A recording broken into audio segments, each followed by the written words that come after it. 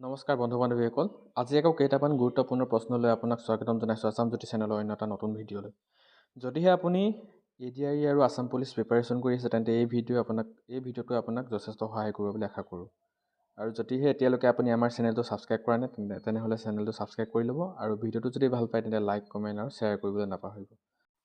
তেন্তে ব'লক আজিৰ ভিডিঅ'টো আৰম্ভ কৰোঁ। আৰু যদিহে কুৱেশ্যনসমূহ আপোনালোকে লাগতিয়াল বুলি ভাবে তেন্তে নোট কৰি যাবলৈ নাপাহৰিব, কিয়নো নোট কৰি গ'লে কপিত আপোনালোকৰ ৰিভিজন কৰিবলৈ ভাল হ'ব পিছত। সেয়েহে ব'লক আজিৰ ভিডিঅ'টো আৰম্ভ কৰোঁ। আজি আমাৰ 1 নম্বৰ কুৱেশ্যনটো হৈছে বিশ্বৰ কনিষ্ঠতম নোবেল বঁটা বিজয়ী কোন? উত্তৰ দিয়া আছে A. Albert Einstein, B. Kailash Satyarthi আৰু C. মালালা ইউছুফজাই। ইয়াৰ শুদ্ধ এনচাৰটো দিব লাগে আপোনালোকে, পাৰিলে কমেণ্ট কৰি যাব। ইয়াৰ শুদ্ধটো হৈছে মালালা ইউছুফজাই। 2 নম্বৰ কুৱেশ্যন, মহাত্মা গান্ধীয়ে প্ৰথম সত্যাগ্ৰহ আন্দোলন ক'ত আৰম্ভ কৰিছিলে?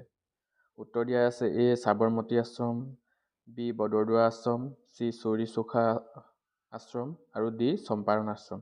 ইয়াৰ শুদ্ধটো জনাব লাগে। মহাত্মা গান্ধীয়ে প্ৰথম সত্যাগ্ৰহ আন্দোলন ক'ৰ পৰা আৰম্ভ কৰিছিলে? শুদ্ধটো হ'ব চম্পাৰণ আশ্ৰম। সত্যাগ্ৰহ আন্দোলন আৰম্ভ কৰিছিলে চম্পাৰণৰ পৰা। 3 নম্বৰ প্ৰশ্নটো হৈছে ভাৰতত মুছলিম লীগৰ প্ৰতিষ্ঠা কোনে কৰিছিলে? উত্তৰ দিয়া আছে A. M A Jinnah, B. Aga Khan, C. Sir জাফেজ আৰু D হ'ব লাগিছিলে এইটো, D. ছলিমুদ্দিন। ইয়াৰ শুদ্ধটো হ'ব আগা খান। ভাৰতত মুছলিম লীগৰ প্ৰতিষ্ঠা কৰিছিলে আগা খানে। 4 নম্বৰ প্ৰশ্ন, ভাৰতৰ প্ৰথম গভৰ্ণৰ জেনেৰেল কোন আছিলে? উত্তৰ দিয়া আছে A. Robert Hooke, B. Lord Curzon, তাৰপিছত C. আপোনাৰ লৰ্ড ডেলহাউচি আৰু D. Warren Hastings. ইয়াৰ শুদ্ধটো হ'ব অপশ্যন D. Warren Hastings. ভাৰতৰ প্ৰথম গভৰ্ণৰ জেনেৰেল আছিলে ৱাৰেন হেষ্টিং। এতিয়া আহোঁ 5 নম্বৰ প্ৰশ্নটো। 5 নম্বৰ প্ৰশ্নটো হৈছে বংগ বিভাজন কোনে কৰাইছিলে? উত্তৰ A. লৰ্ড ৱেলিংটনে, Lord Curzon, Lord Wavell, Lord Mount. শুদ্ধটো জনক, কোনে বংগ বিভাজন কৰিছিলে? উত্তৰ হ'ব অপশ্যন B. লৰ্ড কাৰ্জনে বংগ বিভাজন কৰাইছিলে। প্ৰশ্ন নম্বৰ 6, বংগ বিভাজন কিমান চনত কৰা হৈছিলে? উত্তৰ দিয়া আছে 1906 চনত, 1905 চনত, 1907 চনত আৰু 1904 চনত। ইয়াৰ শুদ্ধটো হ'ব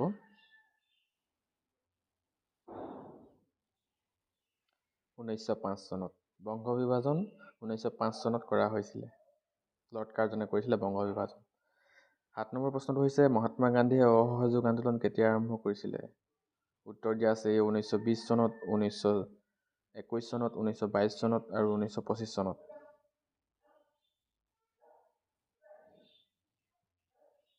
মহাত্মা গান্ধীয়ে অসহযোগ আন্দোলন কেতিয়া আৰম্ভ কৰিছিলে? শুদ্ধটো হ'ব 1921 চনত। 1921 চনত অসহযোগ আন্দোলন আৰম্ভ কৰিছিলে মহাত্মা গান্ধীয়ে। 8 নম্বৰ প্ৰশ্ন, ভাৰতৰ প্ৰথম স্বাধীনতা যুদ্ধ আৰম্ভ কেতিয়া হৈছিলে? উত্তৰ দিয়া আছে 1855 চনত, 1857 চনত, 1885 চনত আৰু 1850 চনত।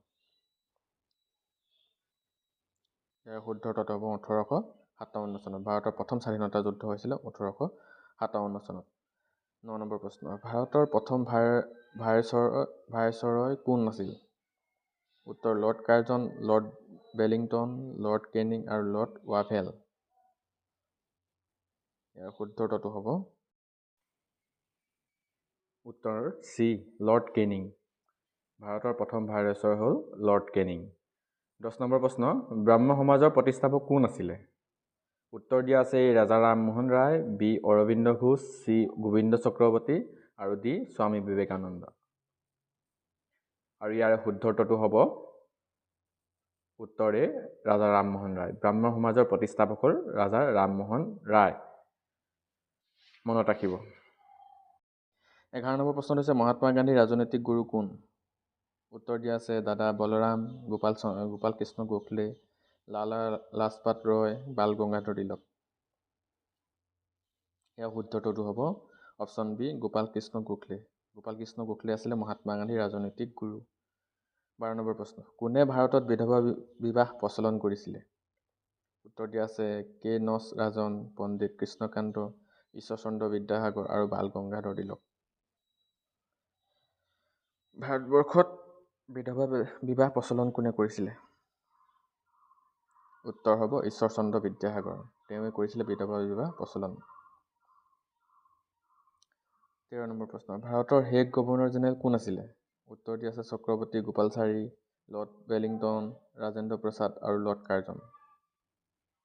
ইয়াৰ শুদ্ধটো হ'ব চক্ৰৱৰ্তী গোপালচাৰী, ভাৰতৰ শেষজন গভৰ্ণৰ জেনেৰেল আছিল। 14 নম্বৰ প্ৰশ্ন, চাৰে জাহাঁছে আচ্ছা ৰচক কোন আছিলে? চাৰে জাহাঁছে আচ্ছা গীতটিৰ ৰচক কোন? উত্তৰ দি আছে ৰবীন্দ্ৰনাথ ঠাকুৰ, নজৰুল ইছলাম, ছাৰ মহম্মদ ইকবাল আৰু আগা খান। শুদ্ধ উত্তৰটো হ'ব ছাৰ মহম্মদ ইকবাল। চাৰে জাহাঁছে আচ্ছা গীতটিৰ ৰচক ছাৰ মহম্মদ ইকবাল। এতিয়া আহিছোঁ 15 নম্বৰ কুৱেশ্যনলৈ। 15 নম্বৰ কুৱেশ্যনটো হৈছে জয় হিন্দ শ্লোগান কোনে দিছিলে? উত্তৰ জৱাহৰলাল নেহৰু, সুভাষ চন্দ্ৰ বসু, মহাত্মা গান্ধী আৰু ৰবীন্দ্ৰনাথ ঠাকুৰ। এই চাৰিজনৰ ভিতৰত কোনে জয় হিন্দ শ্লোগানটো দিছিলে? আৰু ইয়াৰ শুদ্ধ উত্তৰটো হ'ব সুভাষ চন্দ্ৰ বসু। জয় হিন্দ শ্লোগানটো সুভাষ চন্দ্ৰ বসুৱে দিছিলে, মনত ৰাখিব, অতিকে গুৰুত্বপূৰ্ণ প্ৰশ্ন। 16 নম্বৰ প্ৰশ্ন হৈছে চিপাহী বিদ্ৰোহৰ প্ৰথম শ্বহীদ কোন আছিলে? উত্তৰ দি আছে ভগত সিং, মংগল পাণ্ডে, প্ৰসত পাল আৰু কনকলতা বৰুৱা।